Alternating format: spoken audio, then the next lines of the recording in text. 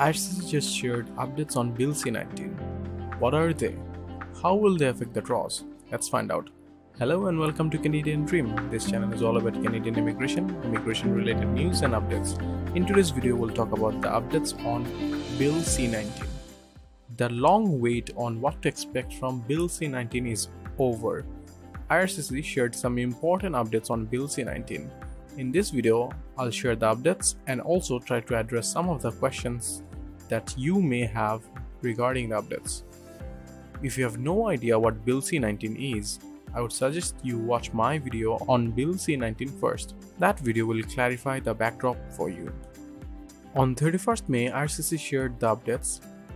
Let me take you through the article they shared. How IRCC chose the categories.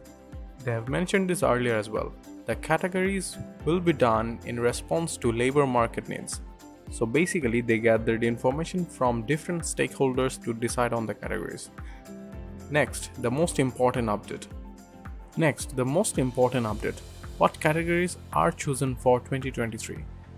For 2023, IRCC chose the following categories. Number 1, French language proficiency. Number 2, healthcare occupations. Number 3, STEM occupations. Number 4, trade occupations. Number 5, transport occupations. Number 6, agriculture and agri-food occupations. So these are the categories for this year. French will be prioritized. We already saw this coming. We needed some clarity on what kind of professions will be favored, and now we have the answer. So who will be eligible for these category specific draws? To be eligible for an invitation through a category-based round, candidate must meet all of the requirements in the instruction for that round. So I'm assuming there will be multiple requirements. Maybe there will be the CRS cutoff score, then there can be the knock requirements, then the tiebreaker rule may also be there, and one must satisfy all of these requirements to receive ITA. Now let's get into details of each of the categories. French. You need a score of CLB 7, which is basically B2 level in all bands, listening, reading, writing and speaking, to become eligible for this category. Healthcare occupations category. A priority on healthcare knocks was expected due to rise in demand and labor shortage in this sector. They have selected 35 knocks under healthcare. Some of the popular ones are dentists, dietitians, nurses, physiotherapists, psychologists, specialists in surgery, etc. STEM occupations category. IT knocks were also expected and 24 knocks have been selected, including data scientist, database analyst, software developers, software engineers, web designers, web developers. Now the next category is trade occupation category.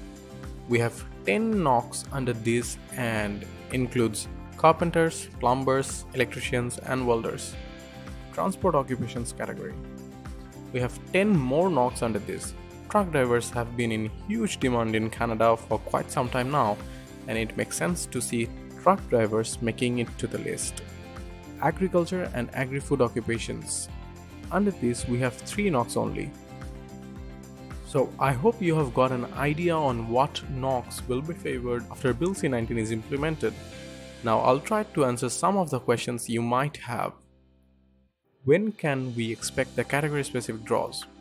The first category based draw is expected this summer. So basically these draws will start between end of June, 21st June to be exact, and 23rd of September. So we can expect at least one more regular draw before this is implemented. How many years of experience do we need in the listed knocks? Candidate must have at least 6 months of continuous experience gained in the last 3 years.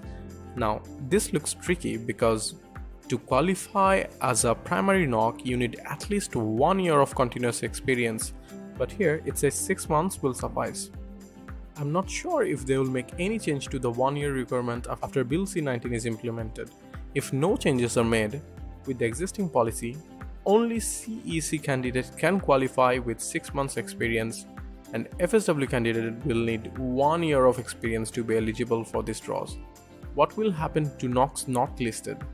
Well, they have said the selected categories are for 2023, though it looks like they won't change the categories this year, but actually they can change the categories. IRCC is required to share the categories at the end of the year and not in the beginning, so they can actually change the categories throughout the year. So don't lose hope. I think they may change their knocks again in the future. Will the regular draws continue? Category-based draws will take up a portion of the ITS being sent out. So basically we can expect both category-based draws and the regular draws. How is this different from PNPs? Well, honestly, this will be very close to what PNPs have been doing all this time. I don't see any difference in the way draws will be conducted at this moment. Rest we can only figure out when the draws actually start. What will be the impact of these draws? I'm expecting some positive and some negative impacts. The cutoff score of the category-based draws will be lower, so the candidates from the listed knocks can be invited. So people with very low CRS are expected to get ITA. On the other hand, regular draws will have high cutoff score, as a portion of the draw size will be taken by the category-based draw, so the number of ITS left for regular draws will be very small, hence the cutoff score won't drop easily. I think we can see some positive changes in the PNPs. As Express Entry and PNPs are becoming similar, candidates would obviously choose Express Entry over PNP, as there is more freedom and it's faster and it's cheaper, so PNPs may lower their requirements. That's one of my assumptions. How would a draw after Bill C-19 look like? For example, we know the average expected draw size is currently 3500. So if category specific draw takes out 1500 ITS, then we will have 2000 ITS for the regular draws. And I think if the number of new addition to the pool does not change, then there is no way cutoff score for regular draw will drop. But with the new system, I think the number of people rejecting ITS may reduce, and hence we can see slight drops in the cutoff score. Why wasn't in Canada experience or education favored?